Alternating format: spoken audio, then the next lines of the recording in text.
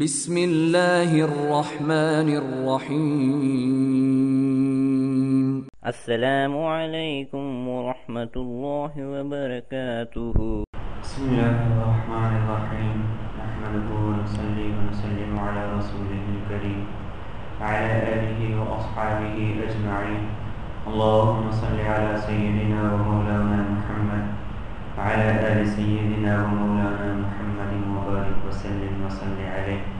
قال رسول اللہ صلی اللہ علیہ وسلم: خمس من جاء بهن مع ایمان دخل الجنہ: من حافظ على الصلوات الخمس على وضوئهن وركوعهن وسجودهن ومواقيتهن وصام رمضان وحج البيت إن استطاع إليه سبيلا وآتى الزكاة طيبة بها نفسه وأدى الأمانة. قيل يا رسول الله صلى الله عليه وسلم: وما أداء الأمانة؟ قال: الغسل من الجنابة. ان اللہ لم یامن ابن آدم علی شیء من دینہ غیرہا۔ آپ صلی اللہ علیہ وسلم کے خواب کا تذکرہ چل رہا جو آپ نے دیکھا، اور اس خواب میں آپ کو بتایا گیا کہ کون سے اعمال ایسے ہیں جو کس مصیبت سے، کس عذاب سے انسان کو پناہ دیتے ہیں۔ آپ صلی اللہ علیہ وسلم نے ارشاد فرمایا: میں نے خواب میں دیکھا انبیاء کے حلقے بنے ہوئے ہیں اور سارے نبیوں کے گرد کچھ لوگ بیٹھے ہوئے ہیں۔ ایک شخص ہے، وہ جب بھی کسی نبی کے حلقے کے پاس جاتا ہے تو اسے وہاں سے آگے بھیج دیا جاتا ہے، بیٹھنے نہیں دیا جاتا۔ اگلے حلقے پہ جاتا ہے، اگلے نبی کی مجلس میں بیٹھنا چاہتا ہے، وہاں پہ بھی اسے بیٹھنے دیا جاتا، وہاں سے وہ آگے چلتا ہے۔ اسی حالت میں وہ پریشان ہوتا ہے کہ غسل جنابت اس کے کام آ جاتا ہے، اور اس طرح اسے نبیوں کے حلقے میں بیٹھنے کی جگہ مل جاتی ہے۔ یعنی غسل جنابت اتنی زیادہ اہم چیز ہے۔ اسلام نے تو سارا نظام، عبادات کا نظام، اور عبادات کے علاوہ بھی زندگی میں اسلام نے سارا نظام ہی طہارت پہ رکھا ہے۔ اس لیے آپ صلی اللہ علیہ وسلم نے ارشاد فرمایا: الطہور شطر الایمان، کہ طہارت، پاکیزگی، صفائی ایمان کا اہم ترین حصہ ہے، ایمان کا اہم ترین حصہ ہے۔ نماز کے بارے میں دیکھ لیجیے، وضو ہے، وضو طہارت کی ایک اہم ترین شکل ہے۔ انسان کے بدن میں سے جو اعضاء زیادہ تر ملوث ہوتے ہیں وضو میں، انہی کو دھونے کا حکم دیا گیا ہے۔ اور نماز کے بارے میں آپ علیہ الصلوۃ والسلام نے نماز کی مثال بھی اسی طرح بیان فرمائی۔ پاکی کی اہمیت، نماز کی مثال کس طرح بیان فرمائی آپ صلی اللہ علیہ وسلم نے؟ آپ نے فرمایا پانچوں نمازوں کی مثال اس طرح ہے جس طرح ایک آدمی کے دروازے پر نہر بہتی ہے اور وہ 5 مرتبہ اس سے غسل کرتا ہے۔ اپنے صحابہ سے پوچھا کہ بتاؤ فَهَلْ يَبْقَى مِنْ دَرَنِهِ شَيْءٌ، اس کے بدن پر کوئی میل باقی رہ سکتی ہے؟ صحابہ نے عرض کیا: یا رسول اللہ نہیں، میل تو کوئی نہیں باقی رہ سکتی۔ جو دن میں اپنے دروازے کے سامنے سے گزرنے والی نہر سے 5 مرتبہ غسل کرے، تو آپ علیہ الصلوۃ والسلام نے ارشاد فرمایا یہی مثال 5 نمازوں کی ہے کہ جب کوئی آدمی 5 نمازیں پڑھتا ہے تو ایک طرف تو اللہ اس کی جتنے گناہ ہوتے ہیں ان سب کو دھو کر پاک اور صاف کر دیتا ہے، اور دوسری طرف وضو کے ذریعے سے انسان کے جسم کی پاکی ہے۔ اسی طرح شریعت نے ہمیں یہ حکم دیا ہے کہ اگر تم نے قرآن کریم کو ہاتھ لگانا ہے، وضو کر کے ہاتھ لگاؤ، لا یمسہ الا المطہرون۔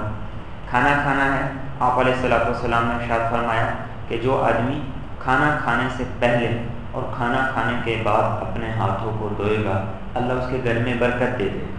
ایک طرف برکت ہے، دوسری طرف طہارت اور پاکیزگی کا جو نظام ہے۔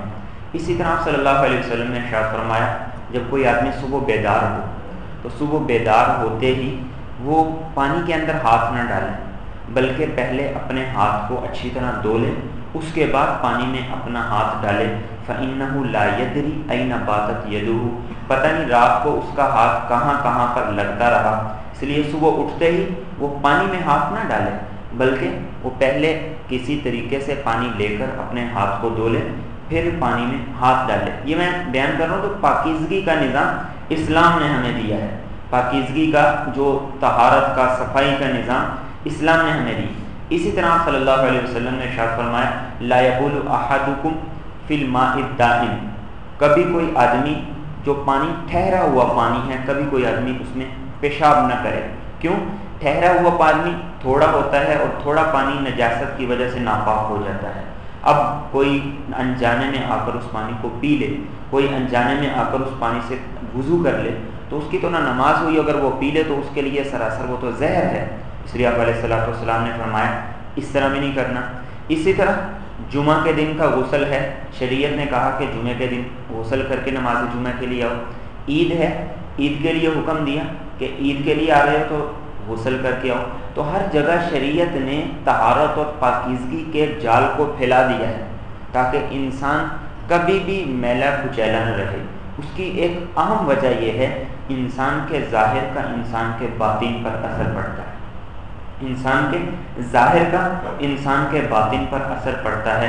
جب ظاہر پاک صاف ہوگا تو انسان کا باطن بھی اس کی برکت سے پاک اور صاف ہوگا۔ تو انبیاء کے حلقے میں جس شخص کو جگہ نہیں مل رہی تھی تو کس عمل نے اسے انبیاء کے حلقے میں جگہ دی؟ غسل جنابت نے، یعنی وہ غسل جو انسان پر واجب ہو جاتا ہے، لازم ہو جاتا ہے، اسے احادیث میں غسل جنابت کہا گیا ہے۔ آپ صلی اللہ علیہ وسلم نے ارشاد فرمایا جو آدمی ایمان کے ساتھ 5 کام کرے وہ جنت میں ضرور داخل ہوگا۔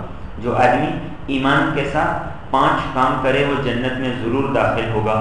5 نمازیں اچھی طرح وضو کر کے پڑھے، اچھی طرح رکوع اور سجدہ کرے اور ان کے وقت کا لحاظ کرے۔ نمبر 2 رمضان کے روزے رکھے۔ نمبر 3 حج کی استطاعت ہے تو حج کرے۔ نمبر 4 دل کی رضامندی اور خوشی سے زکوٰۃ ادا کرے۔ اور نمبر 5 امانت کو ادا کرے۔ صحابہ نے عرض کیا رسول اللہ صلی اللہ علیہ وسلم یہ امانت کو ادا کرنا کیا چیز ہے؟ آپ علیہ الصلوۃ والسلام نے فرمایا اس سے مراد غسل جنابت ہے، اس لیے کہ اللہ بندے کی کسی بھی عبادت کو اس کے بغیر قبول ہی نہیں کرتا۔ کوئی بھی عبادت جس کا غسل جنابت نہیں ہے اس کی کوئی بھی عبادت قبول نہیں۔ اس لیے آپ صلی اللہ علیہ وسلم نے ایک حدیث میں یہ بات ارشاد فرمائی ان تحت کل شعرۃ جنابہ، جب انسان پر غسل لازم ہو جاتا ہے تو انسان کے ہر بال کے ساتھ جنابت مل جاتی ہے۔ اسی لیے فرمایا فاغسلوا الشعر وانقوا البشر، جو جسم پر بال ہیں ان کو بھی اچھی طرح دھو اور جو جسم پر کھال ہے اسے اچھی طرح ملو۔ ایسا نہ ہو کہ جسم کا کوئی حصہ خشک رہ جائے اور وہاں پر پانی نہ پہنچے اور اس کی وجہ سے تمہارا غسل ہی نہ ہو، اور اس کے بعد جتنی بھی تم عبادتیں کرو، جتنی بھی تم نمازیں پڑھو وہ کوئی بھی قبول نہ ہو۔ غسل جنابت جس آدمی کو لاحق ہے، اسی لیے شریعت نے منع کر دیا کہ اس آدمی سے چونکہ پاکی ختم ہو گئی ہے، جسے حکمن پاکی کہا گیا، اس لیے قرآن کی تلاوت نہیں کر سکتا، اذکار کر سکتا ہے لیکن قرآن کی تلاوت نہیں کر سکتا۔ اور حضرت علی رضی اللہ تعالیٰ عنہ نے جب یہ حدیث سنی جو میں نے آپ کے سامنے پڑھی کہ آپ علیہ الصلوۃ والسلام نے ارشاد فرمایا انسان کے ہر بال کے ساتھ جنابت ہوتی ہے، ہر بال ناپاک ہو جاتا ہے، تو حضرت علی فرماتے ہیں فَمِن ثَمَّ عَادَيْتُ رَأْسِي، اسی وجہ سے میں اپنے سر کا دشمن ہو گیا ہوں، کہیں ایسا نہ ہو کہ میرے سر کا کوئی حصہ خشک رہ جائے اور اس کی وجہ سے میری نماز ہی اللہ کے ہاں قبول نہ ہو۔ حضرت علی رضی اللہ تعالیٰ عنہ کا معمول بن گیا کہ ساری زندگی اپنا سر منڈوایا کرتے تھے، ساری زندگی اپنا سر منڈوایا کرتے تھے، بال نہیں رکھے۔ کیوں؟ اس لیے کہ ایسا نہ ہو کہ میرے سر کے بالوں میں سے کوئی بال خشک رہ جائے اور اللہ کے ہاں مجھے پتہ بھی نہ چلے اور اللہ کے ہاں میری نماز ہی قبول نہ ہو، میری عبادات ہی قبول نہ ہو۔ اس لیے حضرت علی رضی اللہ تعالیٰ نے اس بات کا اتنا زیادہ اہتمام کرنا ہے۔ اور آپ